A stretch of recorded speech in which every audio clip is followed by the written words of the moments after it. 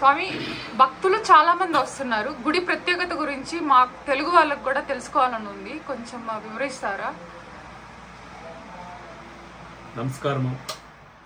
శ్రీ క్షేత్రము అమ్మా శక్తి పీఠం, బెంగళూరు గ్రామాంతరము, ಹೊಸಕೋಟೆ తాలూకా, సూలబెల్లి హోబಳಿ, కంబళీపురము, కెంపాపురం అనే ఈ ఒక జోడి గ్రామంలో జోడి మర్రి చెట్టులనే ప్రసిద్ధి అవుతున్న ఈ ఒక పుణ్యక్షేత్రము సరిసుమారు 350 ఏళ్ళ ఇతిహాసం ఉన్నట్లు ఒక క్షేత్రం ఇది.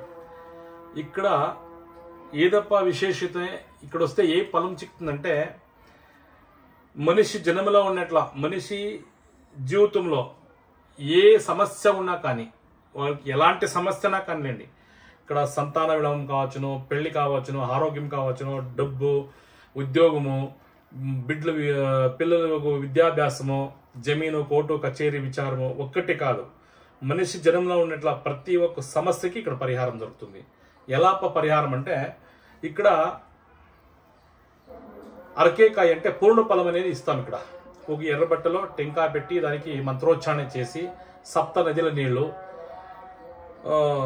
యజ్ఞ యాగాదుల్లో పెట్టి ఇచ్చట్ల ఒక పూర్ణ ఫలము. ఆ పూర్ణ ఫలము గుడిలోనే ఇస్తాము.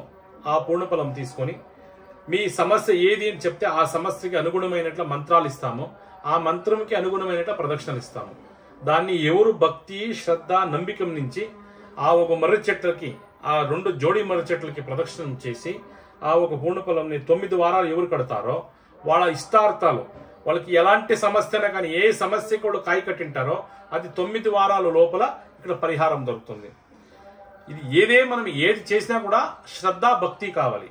మనం ఎంత శ్రద్ధ, భక్తి, నమ్మికం నుంచి ఆ ఒక మహత్కార్యం చేస్తామో మన ఇష్టార్థాలు, మనం అనుకునే సంకల్పం నెరవేరుతుంది. ఇక్కడ అది ఈ క్షేత్రం విశేషం. ఇక్కడ ప్రతి అమావాస రోజు మహాప్రత్యంగిరి యాగం నడుస్తుంది. ఈ మహాయాగము కొన్ని క్షేత్రాల్లో మాత్రమే నడిచేట్లది.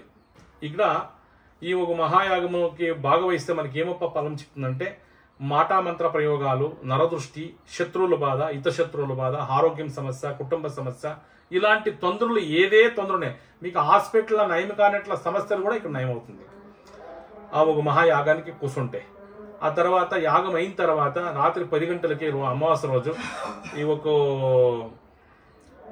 వాగ్దానం అనేది నడుస్తుంది. ఇక్కడ హమ్మది వాగ్దానం అంటే, ఇక్కడ ఒక ఉత్సవ దేవుణ్ణి, అంటే మనము ఊరేగింపు చేస్తాం కదా దేవుడు, ఆ దేవుణ్ణి ఈ క్షేత్రంకి వచ్చేట్ల భక్తాదులే ఊరేగింపు చేస్తూ ఉంటారు. అమ్మ ముందర ఏదో ప్రశ్న చెప్తే అమ్మ అది మనకి సమస్య పరిహారం అవుతుందంటే కుడికి ఇస్తుంది అమ్మ, లేదంటే ఎడమికిస్తుంది. అది ఈ క్షేత్రంలో మరొక విశేషత. ప్రతి పౌర్ణమి రోజు లక్ష్మీ కుబేర యాగం ఉంటుంది. యాగం అయిన తర్వాత మళ్ళా ఈ అమ్మది ఒక వాగ్దానం ఉంటుంది. వాగ్దానం అయిన తర్వాత తీర్థస్నానం అని చేస్తాము. ఏదప్ప తీర్థస్నానమో, ఆ తీర్థస్నానంలో భాగవహిస్తే మాకు ఏం దొరుకుతుందంటే, చర్మ రోగము, తెల్లమచ్చలు, సోరియాసిస్, ఒక ఆడబిడ్డలకు ఉన్నట్లు ఒక పర్సనల్ సమస్యలు, ఆ తర్వాత ఆ కుచి దోషము, బ్రహ్మహత్య దోషము, స్త్రీ దోషము, పితృదోషము, నాగదోషము, సంతాన విలంబము, పెళ్లి విలంబము, ఆరోగ్యం తొందరలు, ఇలాంటి ఏదే తొందర ఉన్నా కానీ ఆ తీర్థస్థానంలో మనం భాగవహిస్తే మన ఇష్టార్థాలు నెరవేరుతుంది. ఈ ఒక శక్తిపీఠము, అమ్మా శక్తిపీఠం అంటే మనిషికి ఉండేట్లా అన్ని సమస్యలకి అమ్మ ఇక్కడ మనకి పరిహారం ఇస్తుంది. అమ్మ అంటే ఇక్కడ వస్తే మన కష్టానికి ఆ తల్లి పలుకుతుంది. నమ్మికం కావాలంతే. భగవంతుని మీద మనం ఎంత నమ్మికం పెట్టి ఆ ఒక పుణ్యక్షేత్రంకి వచ్చి ఆ ఒక అమ్మ సేవ చేస్తామో మనకి అంత బెరిన ఇక్కడ పరిహారం దొరుకుతుంది అన్నమాట.